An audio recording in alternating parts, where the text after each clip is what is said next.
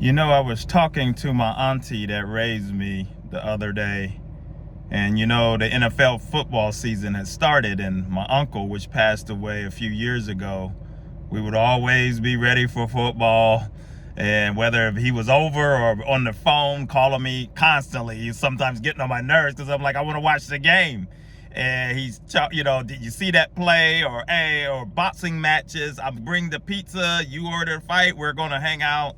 And I was just thinking, that he wandered away from the Lord for a period of time. And he eventually got right with the Lord after having some health scares and things like that. And I just remember that he would always come out to support me when I would go out and have to speak at current events, at events and certain things. And he was always there. But the point I'm trying to make is that he got back in right standing with the Lord. And when he passed away, he didn't want to give up his motorcycle and had a few accidents here and there, and it just took a toll. His body was weak, and he passed away at the age 65. And, as he laid there in the casket, and as I looked at him, and just that peaceful look, and I just know, he died doing what he loved. But I knew that he got himself right with the Lord. I knew that he got himself right back with the Lord. The scripture says he's forever married to a backslider. And sometimes we drift off and wander off and do our own little thing and forget about him. And we get caught up in this world so much, in the cares of this world and all the concerns of this world, forgetting the ultimate goal and prize in the end. And I was just thinking, like, it was so, I can rest easy knowing that he made it, that he made it right with God, and that I trust that he's up there in heaven, and I'll see him again someday.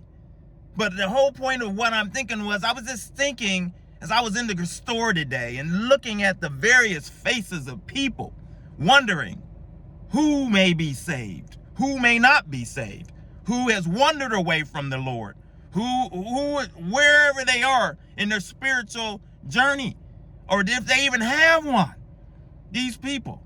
And I was just thinking that the amount of people that are lost, that are out here within this world, within your city, within your neighborhood, that they're not in right standing with God. They're in trouble. And God forbid, if something happens to them, that they're going to wake up and find themselves not in a place that they ignored it. And for some that has heard about it and heard the gospel message, for some, they've heard it. I believe if you live in America, I believe that you have heard gospel somewhere, somehow. Now, you may have ignored it altogether, but you're going to get a glimpse of it. You're going to hear from it somehow, I believe. Now, if you think otherwise, let me know. But I just believe that it's just too much in our society, especially here, for you just not to hear anything of scripture, of anything. And I'm just thinking of these people that we've talked about for the last several years now. Many of them are wandering and lost. They are flat out lost, and they are in serious trouble because some of these folks think that they're saved, and they're not. They think that they are saved because they have been following a particular YouTube person, a particular person's channel, a particular preacher, but that preacher is not in right standing with the Lord because he or she has not been called by God. And they are self-appointed. They're wolves in sheep's clothing, sent by the enemy himself to deceive and pull people away.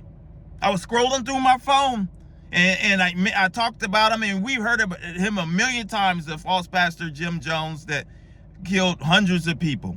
But I've got the photos in my phone. Of course, you can't show that on YouTube because YouTube is starting, just like a lot of things I said a lot of times, it's turning into China around here. You can't say or do anything anymore.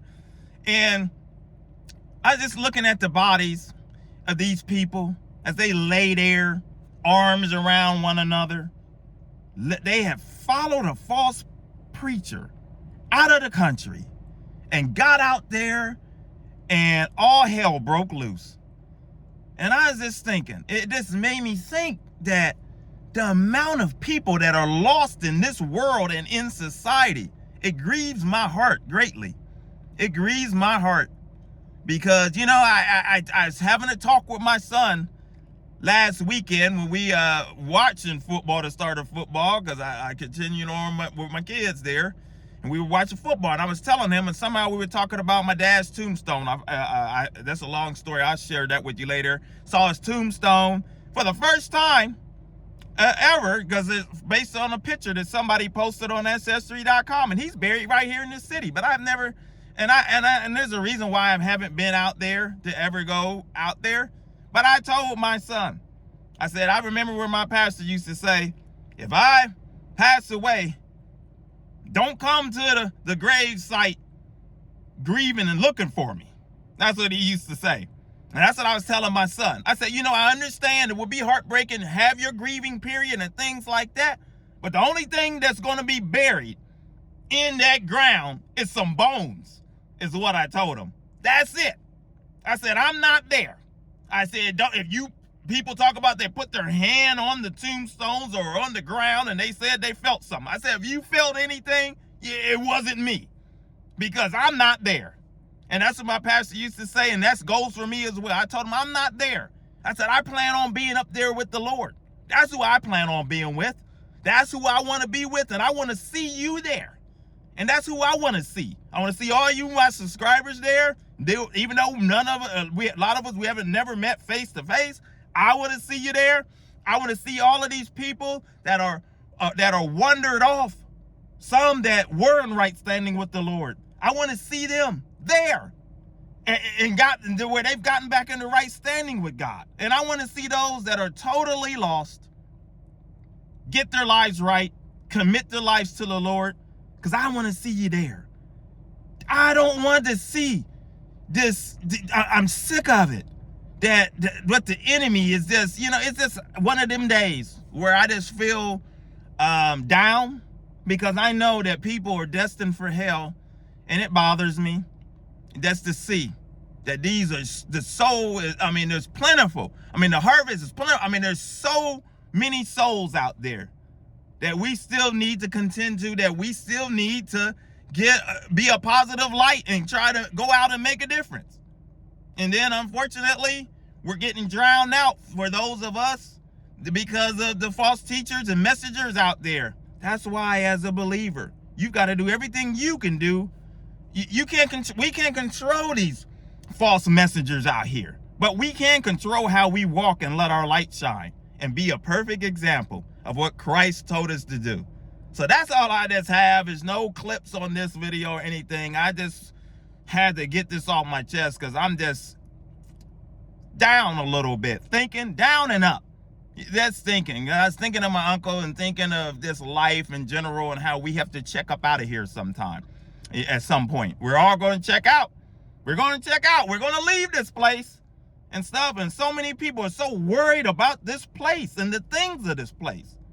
But you know, it's going to be a great, and that's what I was telling my son as well. It's going to be great because no more cares and worries of this wicked world.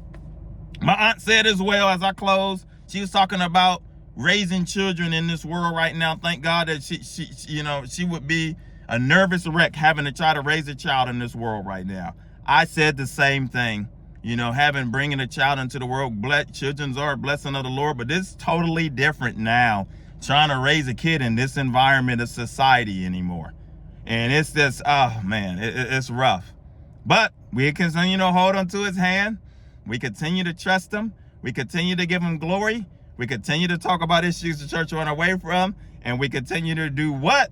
Punch Satan right in between the chops. Evangelism for God is the channel. If you're new, consider subscribing. Hit like, coming along for the journey. We'll keep marching forward. Until the next video, my friends, take care. God bless.